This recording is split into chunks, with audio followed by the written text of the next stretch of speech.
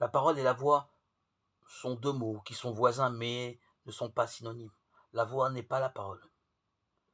Ici, il s'agit d'une parole adressée à un homme et d'un homme qui devient la voix. La parole doit venir dans le monde, la voix doit porter la parole au monde. Jean est la voix. Il n'est pas la parole. Jésus dit Dieu fait homme et la parole, le Verbe incarné.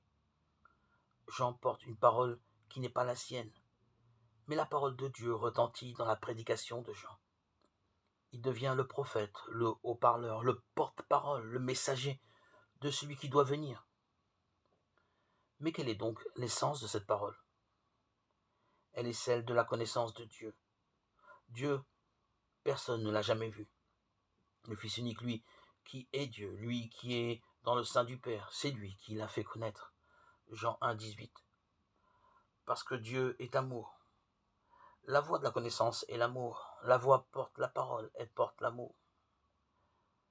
L'amour conduit à connaître Dieu, à le connaître vraiment. Celui qui connaît Dieu par l'amour peut alors devenir à son tour la voie de cet amour. La voie de l'espérance accomplie. La voie de l'amour conduit à devenir la voie de l'amour. C'est alors que nous comprenons mieux qui est Dieu et que Dieu, par sa parole, est toujours à l'œuvre parmi nous.